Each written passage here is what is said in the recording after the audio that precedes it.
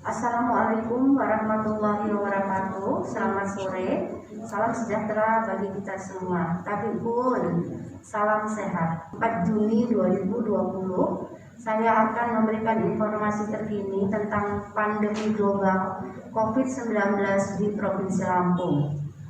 Untuk orang dalam pemantauan saat ini di Provinsi Lampung berjumlah 3.185 orang, di mana yang sudah selesai dipantau selama 14 hari berjumlah 3.137 orang, dan yang sedang dalam pemantauan ada 40 orang, ODP yang meninggal ada 8 orang. Untuk pasien dalam pengawasan saat ini di Provinsi Lampung berjumlah 117 orang, di mana yang masih dirawat di beberapa ruang isolasi di Rumah Sakit Rujukan di Provinsi Lampung berjumlah 17 orang, dan yang pulang dalam keadaan sembuh untuk PDP ada 78 orang, dan yang meninggal dalam status PDP ada 22 orang. Untuk kasus terkonfirmasi COVID-19 saat ini di Provinsi Lampung berjumlah 140 orang, di mana ada penambahan 4 kasus positif baru yang kesemuanya merupakan orang tanpa gejala tapi konfirmasi positif. Yang masih dirawat dalam status COVID-19 ada 43 orang, yang meninggal dalam COVID-19 ada 11 orang, dan yang sembuh pun bertambah menjadi 86 orang. Saya akan memberikan informasi tentang pasien kami konfirmasi positif, yaitu pasien ke-137, 26 tahun laki-laki dari pesisir barat. Selanjutnya pasien ke-138, 12 tahun laki-laki dari pesisir barat. Dan pasien ke-139 itu adalah 28 tahun perempuan, alamat dari Bandar Lampung. Dan pasien yang ke-140 umur 65 tahun laki-laki dari Lampung Utara.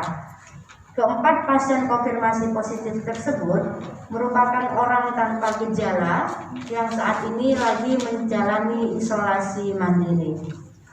Pasien kami yang sembuh itu ada 3 orang bertambah hari ini, yaitu pasien kami nomor 67 umur 60 tahun Rizal Pahlevi, laki-laki dari Bandar Lampung. Selanjutnya pasien kami nomor 70 Nyonya Emilda, 45 tahun dari Bandar Lampung. Dan yang terakhir adalah pasien kami nomor 116 Muhammad Azza Afif, 18 tahun, laki-laki dari pesisir barat. Demikian untuk pasien-pasien yang COVID-19.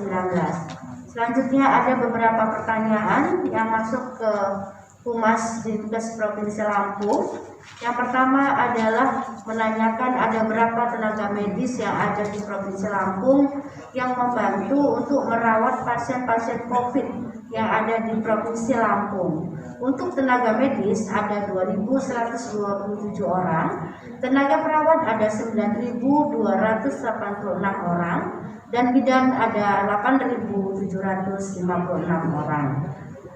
Sudahkah Dinkes untuk mengajukan insentif untuk tenaga medis?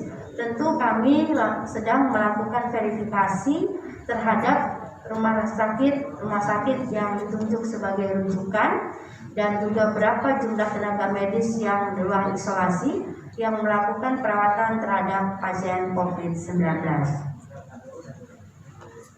Selanjutnya ada juga yang bertanya tentang rapid test. Apakah rapid test tersebut bisa dilakukan di kabupaten kota? Saat ini dari beberapa hari yang lalu saya sudah menyampaikan ke Kepala Dinas Kesehatan Kabupaten Kota bahwa untuk daerah-daerah kabupaten kota, Dinas Kesehatan Kabupaten Kota harus memberikan juga rapid test untuk keperluan perjalanan untuk meminta surat keterangan sehat bebas COVID-19. Jadi sekali lagi kami tekankan bahwa Dinas Kesehatan Kabupaten Kota bisa untuk mengeluarkan surat kesehatan sehat bebas COVID untuk pelaku perjalanan. Dan saat ini juga perlu kami informasikan bahwa kepada masyarakat untuk DKI Jakarta surat bebas COVID dengan rapid test hanya berlaku 3 hari dan untuk PCR berlaku 7 hari. Jadi bagi pelaku perjalanan harap menghitung dengan benar dan baik untuk berlakunya surat keterangan sehat tersebut agar jangan sampai terlalu cepat meminta surat keterangan sehat tatkala melakukan perjalanan nanti tidak bisa dipakai lagi untuk surat keterangan sehat bebas COVID tersebut karena sudah melebihi dari 3 hari. Selanjutnya ada juga yang bertanya bagaimana sejumlah tempat wisata yang berencana mulai beroperasi kembali pada 6 Juni 2020 ini. Apakah ada perhatian khusus dari gugus tugas untuk antisipasi? Tentu saja yang bertanggung jawab terhadap pusat-pusat hiburan itu adalah wewenang dari Dinas Pariwisata dan Ekonomi Kreatif yang ada di Provinsi Lampung.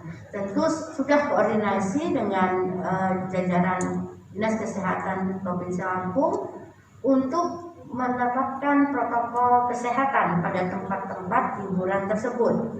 Tentu protokol kesehatan yang harus dipatuhi itu adalah pakai masker, lalu sering-sering cuci tangan pakai sabun di air yang mengalir.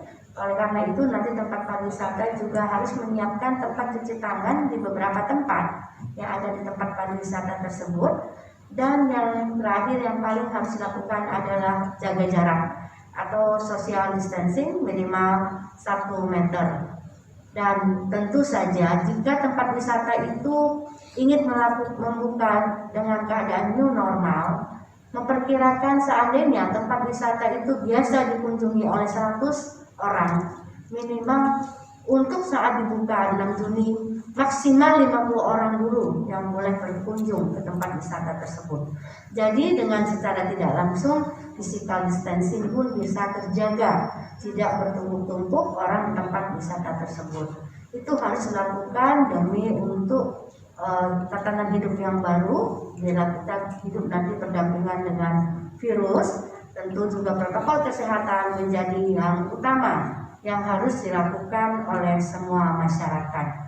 Yang harus diingat, protokol kesehatan itu bukan untuk orang lain, tapi protokol kesehatan itu adalah untuk diri kita sendiri, yang terutama untuk memutus rantai daripada penularan virus COVID-19.